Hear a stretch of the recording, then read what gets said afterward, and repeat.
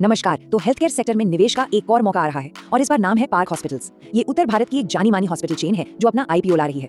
आज हम इसी को डिकोड करेंगे और समझने की कोशिश करेंगे कि एक निवेशक के तौर पर इसमें क्या मौके हैं। तो हम क्या क्या देखने वाले हैं? सबसे पहले आईपीओ का एक स्नैपशॉट, फिर समझेंगे इनके बिजनेस को, बात करेंगे इनकी ताकत और जोखिमों की, इनके फाइनेंशियल हेल्थ की जांच करेंगे, ये भी देखेंगे कि पैसों का इस्तेमाल कहाँ होगा और आखिर में हम अपना फाइनल डायग्नोसिस देंगे। तो चलिए सबसे पहले बात करते हैं इस आईपीओ के बेसिक डिटेल्स की। अच्छा, तो ये है आईपीओ की कुछ सबसे जरूरी बातें। देखिए, अभी तारीखें और प्राइस बैंड तो फाइनल नहीं हुए हैं, लेकिन जो पता है वो ये कि इसमें फ्रेश इशू और ऑफर फॉर सेल दोनों शामिल हैं। मतलब कुछ पैसा सीधा कंपनी में जाएगा और कुछ पैसा मौजूदा निवेशक अपनी हिस्सेदारी बेच कर लेंगे। और हाँ, ये बीएसई और एनएसई दोनों एक्सचेंजों पर लिस्ट होने वाला है। अब एक बहुत ही दिलचस्प चीज पर बात करते हैं, ग्रे मार्केट प्रीमियम यानी जीएमपी। ये आप जानते हैं एक तरह का अनऑफिशियल मार्केट सेंटिमेंट होता है जो बताता है कि आईपीओ को लेकर बाजार में कितनी गर्मी है। और खबरों की माने तो इसका जीएमपी काफी अच्छा चल रहा है, जो एक पॉजिटिव साइन है। लेकिन हाँ, याद रखिएगा, ये सिर्फ एक इशारा है, कोई गारंटी नहीं है। चलिए अब जरा कंपनी के बिजनेस मॉडल को समझते हैं। आखिर पार्क हॉस्पिटल्स करता क्या है और कैसे करता है। तो जैसा कि आप देख सकते हैं, इनकी रणनीति पूरे देश में फैलने की नहीं है। पार्क हॉस्पिटल्स का फोकस एकदम क्लियर है, नॉर्थ इंडिया, दिल्ली, हरियाणा, पंजाब, राजस्थान। इन राज्यों में ये अपनी पकड़ मजबूत कर रहे हैं। इसे क्लस्टर बेस्ड अप्रोच कहते हैं, जिससे ऑपरेशनल मैनेजमेंट काफी आसान हो जाता है।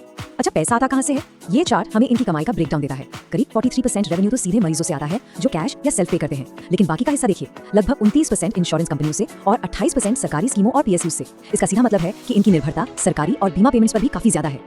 और ये कोई छोटा मोटा सेटअप नहीं है, ये एक proper multi speciality health care provider है। कार्डियोलॉजी, ऑन्कोलॉजी, न्यूरोलॉजी, आप नाम लीजिए, ये 30 से ज्यादा स्पेशलाइज्ड सर्विसेज ऑफर करते हैं। मतलब मरीजों के लिए एक ही छत के नीचे लगभग हर बीमारी का इलाज। तो जैसा हर निवेश में होता है, सिक्के के दो पहलू होते हैं। चलिए अब पार्क हॉस्पिटल्स की ताकत और इसके साथ जुड़े जोखिमों दोनों को तोलते हैं। तो यहाँ पर मामला साफ है। एक तरफ इनकी सबसे बड़ी ताकत है नॉर्थ इंडिया में इनका मजबूत ब्रांड, एक्सपीरियंस मैनेजमेंट और एक smart cluster based expansion strategy. लेकिन दूसरी तरफ चुनौतियां भी कम नहीं है। सबसे बड़ी दिक्कत है अच्छे डॉक्टरों और नर्सों को रोक कर रखना। साथ ही सरकारी स्कीम्स पर निर्भरता का मतलब है रेगुलेटरी दबाव और पेमेंट्स में देरी का एक लगातार बना रहने वाला रिस्क। और ये बात हम नहीं कह रहे, ये देखिए, ये लाइन सीधे कंपनी के अपने प्रोस्पेक्टस से है। वो खुद मान रहे हैं कि नए अस्पतालों में अच्छे डॉक्टर्स और स्टाफ को भर्ती करना और उन्हें बनाए रखना एक बड़ी चुनौती है। तो ये एक ऐसा ऑपरेशनल रिस्क है जिसे बिल्कुल भी नजरअंदाज नहीं किया जा सकता।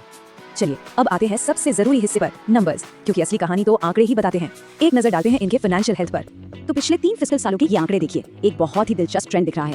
फिस्कल 2025 में रेवेन्यू तो बढ़ाई है, लेकिन असली कहानी है प्रॉफिट में। इनका प्रॉफिट आफ्टर टैक्स लगभग 78% उछल गया है। ये एक बहुत बड़ा जंप है और ये बार चार्ट उसी रेवेन्यू ट्रेंड को और साफ साफ दिखाता है। आप देख सकते हैं फिस्कल 2024 में एक मामूली सी गिरावट थी, लेकिन उसके बाद फिस्कल 2025 में एक जबरदस्त वापसी हुई है। ये ग्रोथ का एक अच्छा संकेत है। और ये ग्रोथ सिर्फ कागजों पर नहीं है।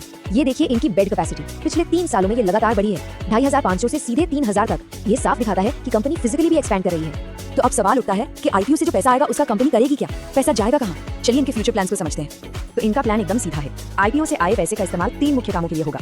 सबसे पहले ये अपना कुछ कर्ज चुकाएंगे, जिससे बैलेंस शीट मजबूत होगी। दूसरा, पैसा जाएगा नए अस्पताल खोलने में, मतलब और एक्सपेंशन। और तीसरा, ये नई मेडिकल टेक्नोलॉजी और इक्विपमेंट खरीदेंगे।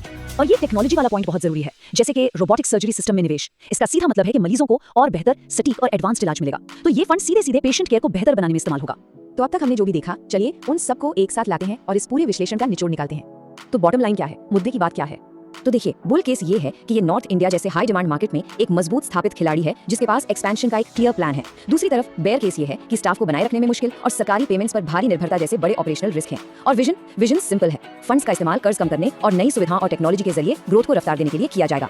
और आखिर में एक बड़ा सवाल छोड़ जाते हैं। हम सब जानते हैं कि भारत की आबादी बूढ़ी हो रही है और हेल्थ केयर की डिमांड लगातार बढ़ रही है। तो क्या पार्क हॉस्पिटल्स जैसे रीजनल चैंपियन आगे चलकर इस इंडस्ट्री के नए टाइटन बन सकते हैं? शायद इसी सवाल के जवाब में इस आईपीओ का असली भविष्य छिपा है।